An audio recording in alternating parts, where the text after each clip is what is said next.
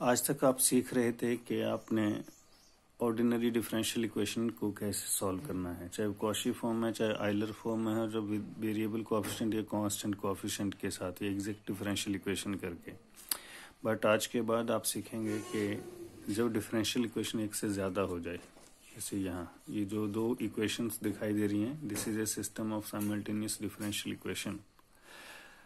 और इसी system of simultaneous differential equation को हम इस ऐसे लिख सकते हैं, जैसे आप dx over q1 into P2 minus Q2 into R1 is equal to dy over P2 into R1 minus P1 into R2 is equal to dz over P1 into Q2 minus P2 into Q1। इस सारे expression को आप capital P लिख लो, सारे expression को capital Q लिख लो और ये कैपिटल R लिख लो। तो जब भी आपको इस तरह से डिफरेंशियल इक्वेशन का सिस्टम नज़र आएगा, तब आपने उसको साइमल्टेनियस डिफरेंशियल इक्वेशन सोचना है और उसको सॉल्व करने के बहुत सारे तरीके हैं। वो सारे तरीके मैं 1 बाय 1 एग्जांपल के थ्रू समझाऊंगा। अब देखो, ये इक्वेशन है, डिफरेंशियल इक्वेशन है, साइमल्टेनियस डिफरेंशियल इक्वेशन हैं ये इसी फॉर्मेट में है। तो इसको सॉल्व करने का आज पहला तरीका सिखाता हूँ मैं आपको इस एग्जांपल के थ्रू। तो क्वेश्चन बना dx over x into Y minus Z is equal to dy over y into Z minus one Z minus X is equal to dz over z into X minus Y. तो इन questions को solve करने के लिए एक जो difficult task होती है वो है कि आपको मल्टीप्लायर ढूंढने हैं।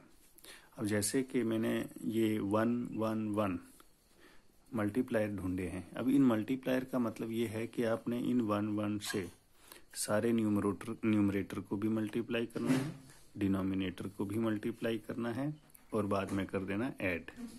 फिर देखते हैं क्या बनता। ये तीनों तो ऐसे ही लिखने। अब 1 से dx को मल्टीप्लाई किया, 1 से dy को मल्टीप्लाई किया, 1 से dz को किया, प्लस कर दिया। ऐसे ही जैसे मैंने 1 से इसको किया, 1 से इसको भी किया, तीनों को 1 से मल्टीप्लाई किया, ये दिखाया मैंने, और फिर ऐड कर दिया। ऐड करके मेरे पास आ गया 0।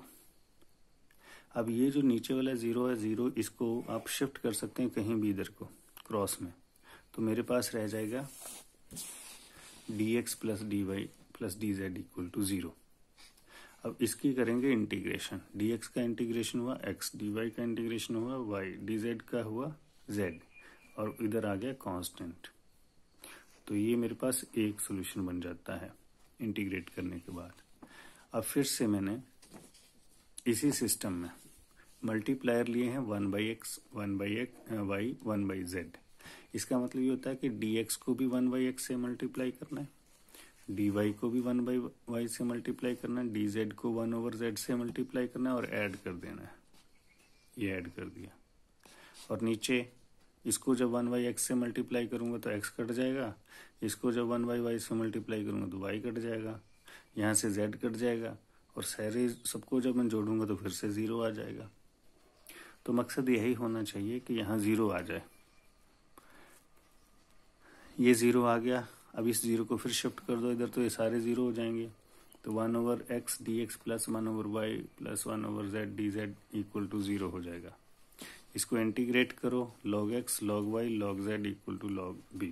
सम कांस्टेंट है इसलिए। अब ये फॉर्मूला फिर से log x y z is equal to log b, log cut गया, मेरे पास बचा x y z equal to b।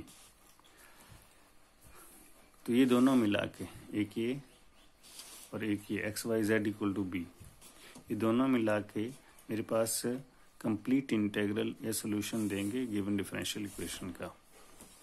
आपकी प्रैक्टिस के लिए ये रहा है क्वेश्चन। Thank you.